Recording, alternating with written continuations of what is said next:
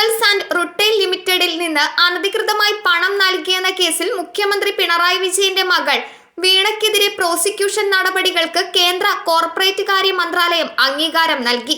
കൊച്ചിയിലെ സാമ്പത്തിക കുറ്റകൃത്യങ്ങൾക്കായുള്ള പ്രത്യേക കോടതിയിൽ സീരിയസ് ഫ്രോഡ് ഇൻവെസ്റ്റിഗേഷൻ ഓഫീസ് കുറ്റപത്രം സമർപ്പിച്ചതിനെ തുടർന്നാണ് അനുമതി ലഭിച്ചത്.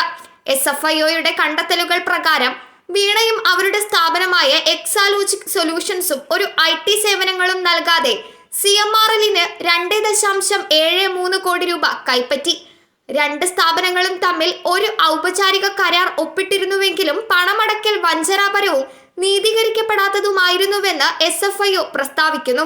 2017നും 2020നും ഇടയിൽ യാതൊരു സേവനവും നൽകിയിട്ടില്ലെങ്കിലും എക്സാലോജിക് CMRLൽ നിന്ന് 1.72 കോടി രൂപ കൈപ്പറ്റിയതായി റിപ്പോർട്ട് ചെയ്യപ്പെട്ട 2023 ഓഗസ്റ്റ് 8-നാണ് ഈ പ്രശ്നം ആദ്യമായി പുറത്തു വന്നത്. റിപ്പോർട്ടിന് മറുപടിയായി വിശദമായ അന്വേഷണം നടത്താൻ കേന്ദ്ര സർക്കാർ SFIOയോട് നിർദ്ദേശിച്ചു.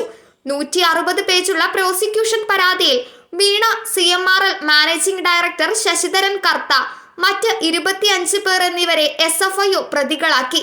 CMRL എക്സാലോജിക് സൊല്യൂഷൻസ്, അതിന്റെ അനുബന്ധ സ്ഥാപനമായ എംപവർ ഇന്ത്യ ക്യാപിറ്റൽ ഇൻവെസ്റ്റ്മെന്റ്സ് എന്നിവയുൾപ്പെടെ നിരവധി കമ്പനികളെയും പട്ടികയിൽ ഉൾപ്പെടുത്തിയിട്ടുണ്ട്. വീണ അനുബന്ധ സ്ഥാപനത്തിൽ നിന്നുള്ള ഫണ്ട് ദുരുപയോഗം ചെയ്തതായി ഏജൻസി നിഗമനം ചെയ്യുന്നു. 2013 കമ്പനി നിയമത്തിലെ സെക്ഷൻ 447 പ്രകാരമാണ് വീണയ്ക്കെതിരെ കുറ്റം ചുമത്തിയിരിക്കുന്നത്. കുറഞ്ഞത് 10 ലക്ഷം രൂപയോ കമ്പനിയുടെ വിറ്റുവരവിന്റെ 1% ഉൾപ്പെടുന്ന കോർപ്പറേറ്റ് തട്ടിപ്പ് ഈ കുറ്റമാണ്.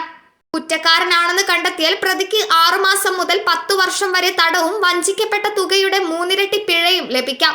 വീണയുടെ കമ്പനിക്ക് CMRL നിന്ന് ആകെ 2.70 കോടി രൂപ ലഭിച്ചതായി SFIO കണ്ടെത്തി. CMRL ജീവനക്കാരുടെ നിക്ഷേപങ്ങളുടെ അടിസ്ഥാനത്തിൽ 2023 ആദായ നികുതി ഇടക്കാല സെറ്റിൽമെന്റ് ബോർഡ് 1.72 കോടി രൂപ നൽകിയതായി റിപ്പോർട്ട് ചെയ്യുന്നു. News desk മലയാളാക്ഷരം.